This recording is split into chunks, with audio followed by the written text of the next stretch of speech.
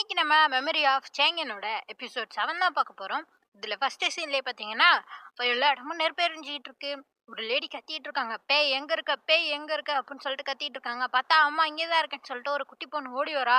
பார்த்தா அவ ஓடி வரப்பயே பின்னாடி குதிரையில இருந்து ஒருத்தன் வந்து அவ அப்படியே தலைய வெட்டிடுறான். அப்படியே அவங்க கதறிட்டு எந்திரிக்கிறாங்க. பார்த்தா இது எல்லாமே அவங்களுக்கு கனவா இருந்திருக்கு. கூட தான் வந்து அரசர் உட்காந்துருக்காரு. பார்த்தா அரசிக்கு தான் இந்த கனவு. "ஒண்ணும் இல்ல, ஒண்ணும் இல்ல, பயப்படாத. எதுவும் இல்ல. இந்தா சாப்பிடுன்னு" சொல்லிட்டு சாப்பாடுலாம் குடுத்துட்டு, "இது மாரி ஃபெஸ்டிவல் வேற வருது. நீ நல்லா ரெஸ்ட் எடு" அப்படிங்கிற மாரிலாம் சொல்ல, அவங்க சொல்லிட்டு இருக்காங்க. இது மாரி கிரவுன் பிரின்ஸ் இருக்கானே, அவன் வந்துட்டு இன்னைக்கு ரொம்ப சோகமா இருந்தான். என்னன்னு சொல்லிட்டு கேட்டப்பயே அவன் என்ட்ட எதுவுமே சொல்லல. "ஏதாச்சும் பிரச்சனையா? திருப்பி எதுவும் சண்டை போட்டானா?" அப்படிங்கிற மாரிலாம் கேட்டுட்டு இருக்காங்க. அரசர் சொல்றாரு, "அவன் வந்துட்டு அந்த ரீஜினல் கவர்னர்ஸ்க்கு வந்து பவர்ஸ் எல்லாம் கம்மியாயிட்டுல, அதுக்காக ஏதோ பிரச்சனை பண்ணிட்டு சுத்திட்டு இருக்கான். தேவையில்லாத வேலை பார்த்துட்டு இருக்கான்" அப்படிங்கிற மாரிலாம் சொல்ல, "சரி, அவன் வந்து பண்றது எல்லாமே தப்பு தான். நீங்க தான் அவன கண்டிக்கணும்" அப்படிங்கிற மாரிலாம் இவங்களும் சொல்றாங்க.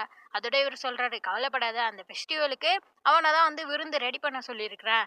அவன் தான் வந்து தலைமை தாங்கி அதெல்லாம் நடத்த போறான். பாப்போம் என்ன பண்றான்னு சொல்லிட்டு" அப்படிங்கிற மாரி அரசரும் சொல்லிட்டு இருக்காரா, அப்படியே இங்கிட்டு காட்டுறாங்க. நம்ம ஈரணி அதே மாதிரி பைய தூக்கிக்கிட்டு எங்கேயோ கிளம்பிட்டா. அந்த அசிஸ்டன்ட் பையன் கேட்குறான், "எங்க போறீங்க?" அப்படின்னு சொல்லிட்டு.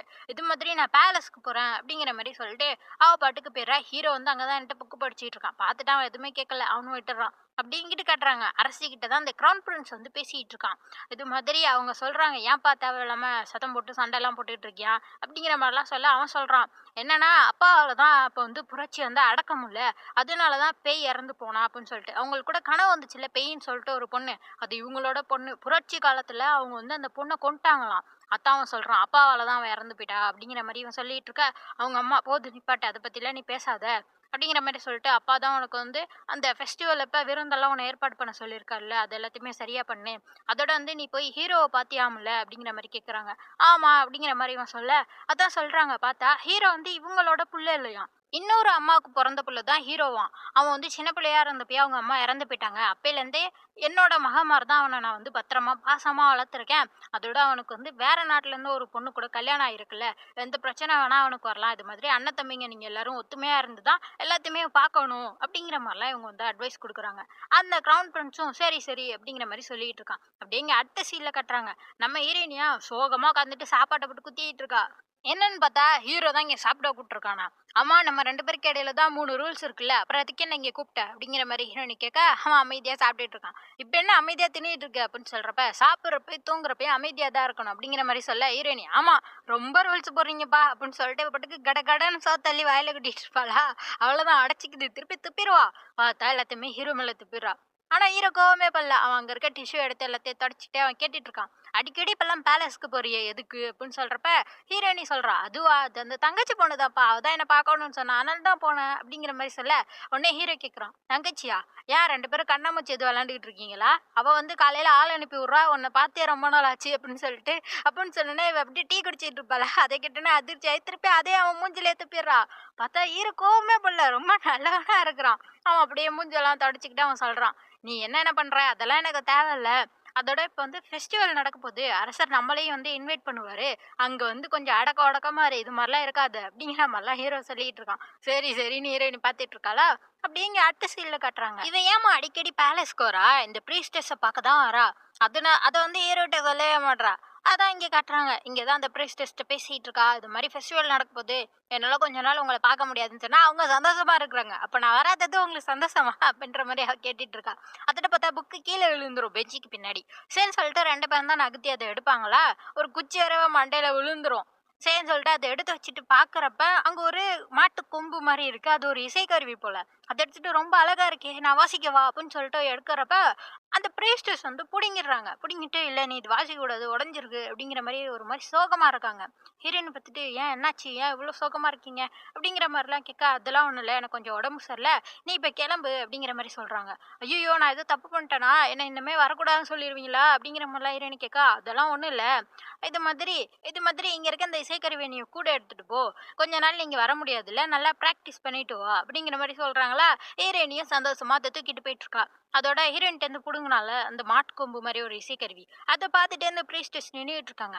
என்னன்னா பாஸ்ட்ல நடந்தது. இவங்க ரொம்ப யங்கா இருக்காங்க. அப்ப போட்ல வந்துகிட்டு இருக்காங்க. இவங்களோட இசைக்கருவிய வாசிச்சுக்கிட்டே. அப்ப பார்த்தா கரையில ஒரு பையன் நிக்கிறான். அவன் தான் இந்த மாட்டுக்கொம்பு மாரி இருக்க இசைக்கருவிய வாசிக்கிறான். அப்ப அந்த பையன் சொல்றான், "நான் தான் சூஃபேங். உன் பேர் என்ன?" அப்படின்னு சொல்லிட்டு கேட்டுட்டு இருக்கான். இவங்களோட லவ்வருன்னு நினைக்கிறேன். என்னன்னு தெரில. அதெல்லாம் யோசிச்சுக்கிட்டு தான் அப்படியே உட்காந்துட்டு அவங்க பாட்டு குடிச்சிட்டு இருக்காங்களா, அப்ப பார்த்தா அங்க ஒரு மெய்டு வரா.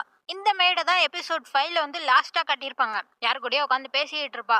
அந்த குட்டி வெளி நம்ம சொல்றது எல்லாத்தையுமே செய்வா அப்படிங்கிற மாதிரிலாம் இவ சொல்லிட்டு இருப்பாளா, அந்த மெய்டு தான் இங்க வரா. ரொம்ப சந்தோஷமா உட்காந்து குடிச்சிட்டு இருக்கியே அப்படிங்கிற மாதிரிலாம் சொல்லிட்டு இருக்கா. எதுக்கு நீங்க வந்த அப்படின்னு சொல்லிட்டு அந்த பிரீஸ்டஸ் கேட்க, அவ சொல்றா, என்னோட பழைய ஃப்ரெண்டை பார்த்துட்டு போலான்னு வந்தேன். அதோட பாரு, தப்பு பண்ணவங்க எல்லாம் சந்தோஷமா குடிச்சிட்டு ஸ்நாக்ஸ் சாப்பிட்டுட்டு டெசர்ட் சாப்பிட்டுட்டு உட்காந்துருக்காங்க அப்படிங்கிற மாதிரிலாம் இவளை பத்தி தான் சொல்றா. உடனே வந்து பிரீஸ்டஸ் சொல்றா, இதுவா இந்த டெசர்ட் வந்து அந்த பொண்ணு தான் எனக்கு கொண்டு வந்து கொடுத்தா, இப்போ அவளுக்கு நீ தண்டனை கொடுக்க போறியா அப்படிங்கிற மாதிரி சொல்ல, யார் ஹீரோயினை பத்தி தான் பேசுறாங்க. உடனே அந்த மேடு சொல்றா, எது அந்த பொண்ணையா, அவ வந்து பிரின்ஸ் சியோட மனைவி, அவளுக்கு எப்படி நான் தண்டனை கொடுக்க முடியும் அப்படிங்கிற மாதிரி சொன்னோன்னே பிரீஸ்டஸ்க்கு ஒரே அதிர்ச்சி. ஏன்னா பிரீஸ்டஸுக்கு தெரியாது ஹீரோயின் வந்து பிரின்சஸ்ன்னு சொல்லிட்டு. அவ வந்து ஏதோ ஒரு நார்மலான பொண்ணு அப்படின்னு சொல்லிட்டு தான் இருந்திருப்பா. அவளும் பேரை தப்பா தானே சொல்லியிருப்பா. அவங்க பாக்குறாங்க, ஓ உனக்கு அவ வந்து பிரின்ஸ் சியோட மனைவின்னு தெரியாதா, அதோட அந்த பொண்ணு வந்து போர் அடிக்குதுன்னு சொல்லிட்டு உன்கிட்ட வந்து பேசிட்டு இருக்கா, டைம் பாஸ் பண்ணிட்டு இருக்கா. ஆனா வந்து அவளுக்கு தெரியாது நீ வந்து ஒரு அன்லக்கியான பர்சன் சொல்லிட்டு உன் கூட யார் சேர்ந்தாலும் அவங்களுக்கும் தப்பா தான் எதா இருந்தாலும் நடக்கும். உன்னாலதான் பாஸ்ட்ல கூட ஒரு பையனை கட்டினாங்கல்ல, அந்த பையன் வந்து ஒரு துரோகிக்காக வேலை பார்த்து இறந்து போயிருக்க மாட்டான். அதோட உனக்காக ஜியான்காங்கிற பிரின்சஸ் அவ்வளவு அரசர்கிட்ட வேண்டி கேட்டுக்கிட்டா, அதனாலதான் உன்னை இன்னும் உயிரோட விட்டுருக்காங்க. அதனாலதான் நீ இப்படி ஒரு வாழ்க்கை வாழ்ந்துகிட்டு இருக்க அப்படிங்கிற மாதிரி அந்த மேடு பேசிட்டு இருக்க. அந்த பிரீஸ்டஸ் உனக்கு ரொம்ப நன்றி அப்படிங்கிற மாதிரி சொல்றாங்க. என்னன்னா நம்ம ஹீரோயின் வந்து வேணும்னு சொல்லிட்டு அவளோட உண்மையான அந்த பேர் இதெல்லாம் மறைச்சிட்டு இவங்கள்ட்ட வந்து ஏமாத்துறதுக்காக ஒன்றும் இல்லைல்ல. அவ வந்து நார்மலா இவங்கள்ட்ட அந்த இசைக்கருவியை கத்துக்கணும்னு சொல்லிட்டு தான் வந்திருக்கா.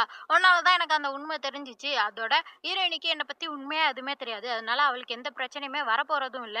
இதோட நீ கிளம்பு, பேசுனது போதும் அப்படிங்கிற மாதிரி அந்த மேட்ட சொல்லிடுறாங்க. அவ அப்படியே முறைச்சிட்டு நின்றுட்டு இருக்கா.